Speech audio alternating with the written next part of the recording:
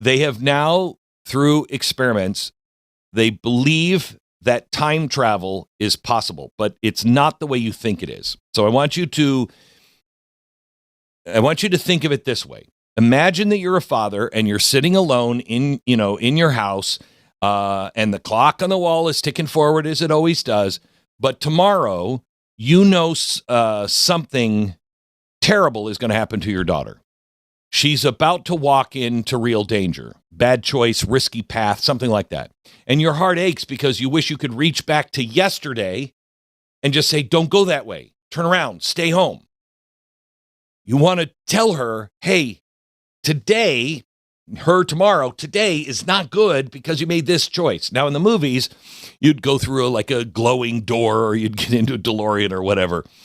But that's not what this is. There's fresh scientific thinking now that has just been published that says that one day you might be able to send a warning back through time. You're not going to go with your body. It's just you're going to slip like a hidden message hidden in a fold of the universe, okay? And here's my best telling and my best understanding of what science is telling us now. They're saying time is not a straight railroad track marching only forward. It's like a long ribbon, flexible. And under the right conditions, at the tiniest invisible scales, the ribbon can twist and loop back so the end connects with the beginning. The scientists are calling this a closed loop in time. And it's kind of like this cosmic roller coaster where cause and effect gently circle on themselves, okay? You can't go change, you can't go kill Hitler or anything like that, okay? And you can't send your whole self back. You can only send, they believe, information. So think of it this way. You and your daughter are connected in a special, invisible way. Scientists would say, like two dancers who have practiced the same steps so perfectly that when one moves, the other feels it instantly, even across great distances. Okay. You carefully prepare your warning today in the future to send it back to her yesterday. And you know exactly how she's going to receive it and understand it yesterday because you've already lived through the moment when she gets it. And so you can adjust the message to cut through any of the noise or confusion. And you are connected to her, so you have a special bond. You know how she's going to react. And so you write this message, if you will, in a way that makes her pause or smile or take action in a different way. When the loop closes, the warning arrives in the past.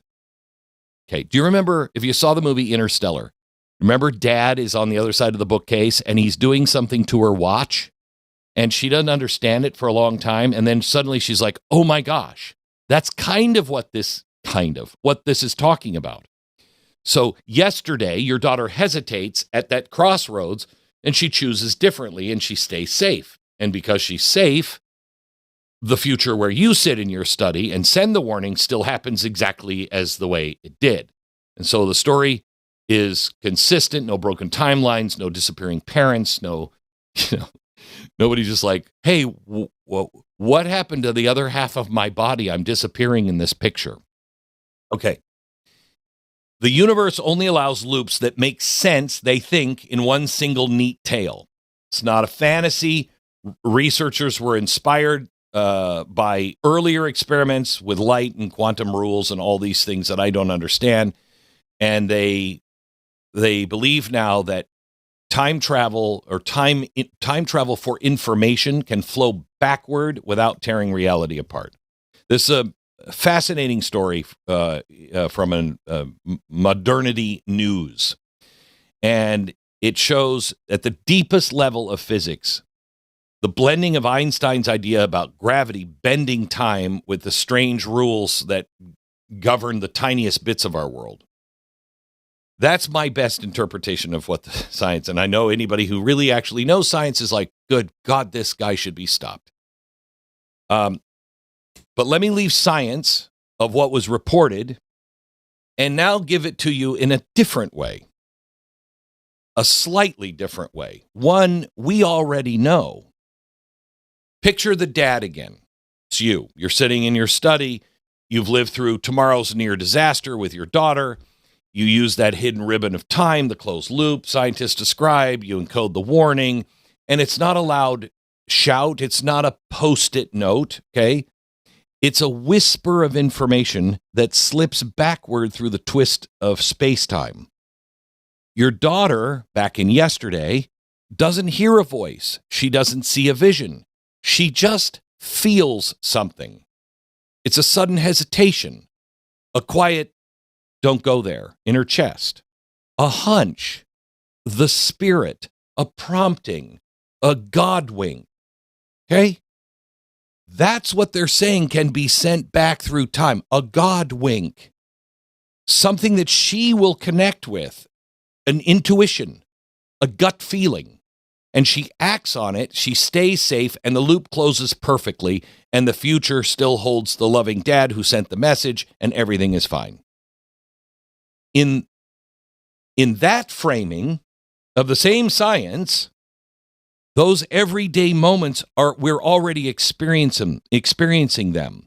The flash of something feels off before a bad decision is made, or an unexplained urge to call a loved one right when they need it. You ever had that? Sudden clarity that steers us away from trouble, and we get to the other side and we're like, wow, do you know what a disaster? What made me think that? Tiny echoes of information traveling backward. Is that possible? Science now says yes. No DeLoreans, no dinosaurs, just nudges woven into the fabric of the universe. I mean, the universe is amazing. It is amazing. I mean, the scientists that participated in all of this, they would hate me for all of this stuff. They're not claiming that this explains human intuition. Their work is about photons and quantum particles and mathematical loops and the tiniest scales and all of that stuff. But as a poet, look at that.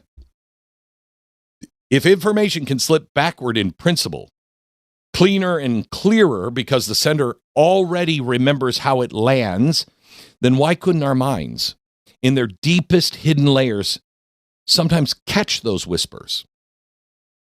A father's care, prayer, reaching his daughter as a feeling. Your own wiser future self offering a quiet course correction, not rewriting history, but just nudging it to unfold safely. Gut instinct, sixth sense, inner voice, promptings, the spirit, God winks. We have traditions, religious traditions that have described this forever. Guidance that arrives just in time, and always the logical mind has no clear reason. Science dismisses all of this stuff, okay? Or they'll say, well, that is your mind processing, your subconscious mind rapidly processing clues, and it feels like it's in the past, but it's not really, whatever. I've always described these things coming from God. But now this new thinking about time loops opens a pretty wondrous door. What if the promptings, what if these God winks are all, get this, part of the God-designed cosmos itself and our entangled connection to it, sending little love notes from ahead? Science doesn't describe it this way, but, science also doesn't understand, if God exists, then he's the greatest scientist of all time. To me, it's only logical the entire universe has a grand design. Look at the universe. Explain this. How did this just kind of happen? Okay? Grand design or a unifying. They're always looking, we got to find the unifying theory. Okay, it's God. And if there is a grand design, then there has to be a designer. What's first cause? None of this is proven, may never be. We're still far from turning quantum theory into something that you can measure in a daily human experience. But holy cow, that is quite the statement from science. That things arrive to us not as words, but as feelings that you trust. You act and safety follows. Tomorrow, you smile because the nudge worked. The next time you feel that sudden pull to slow down, call her. Take the other road. Pause and listen.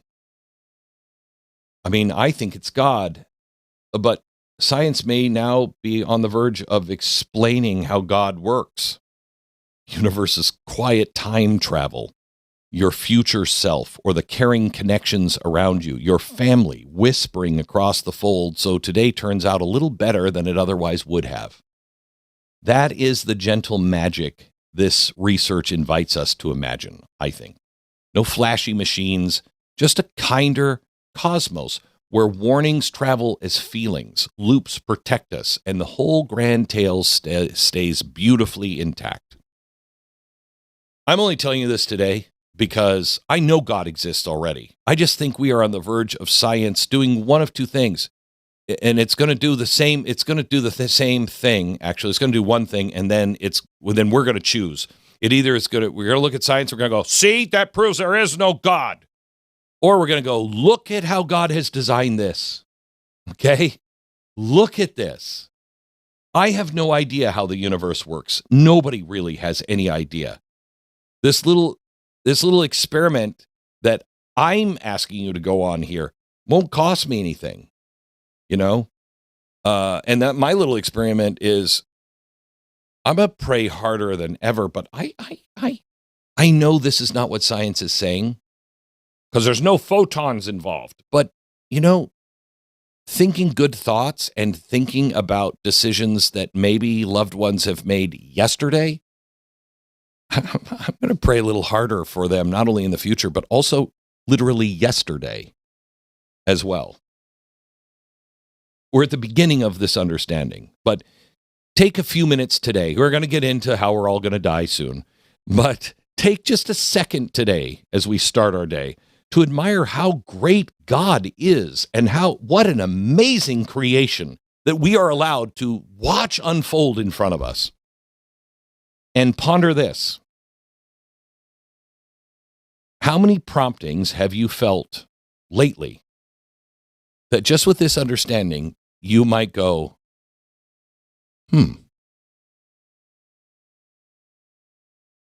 I get that from somebody I love? Were they helping me course correct? What an amazing time to be alive.